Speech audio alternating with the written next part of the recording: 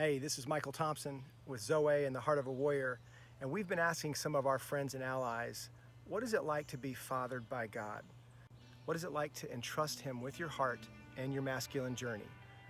We've been really encouraged by some of the things that we've heard, some of the stories of our friends, and some of the things that God has been up to. So we thought we'd share some of those with you for Father's Day. Being fathered by God, to me, means I'm looking to hear from Him. I'm asking Him questions, and I'm seeking answers, and I'm listening. It is a two-way dialogue.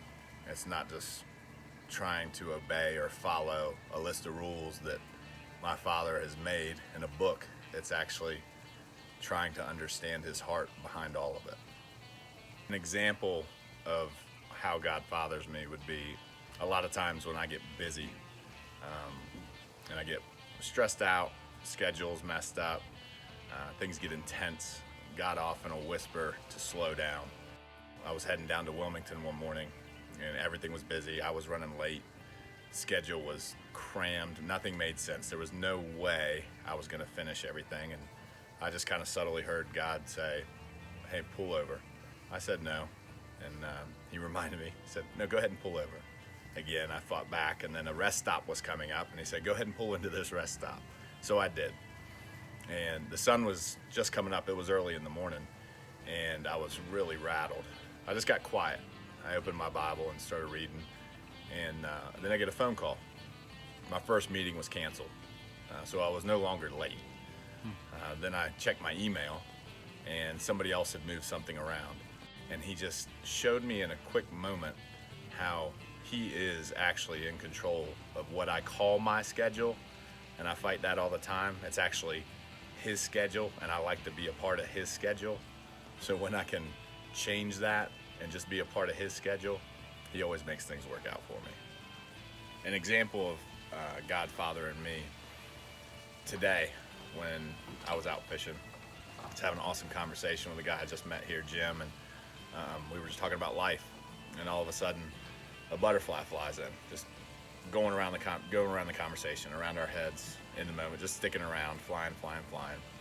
And then we left, went to a different spot an hour away on the other side of the mountain.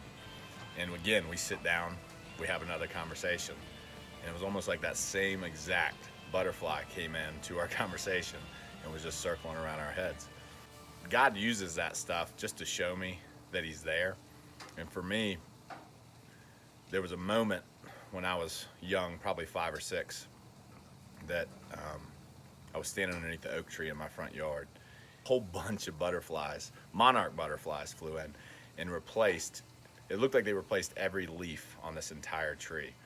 And God took me back to that moment when I was a kid, because I had kind of lost the intrigue of just being captivated by creation and everything that He's made.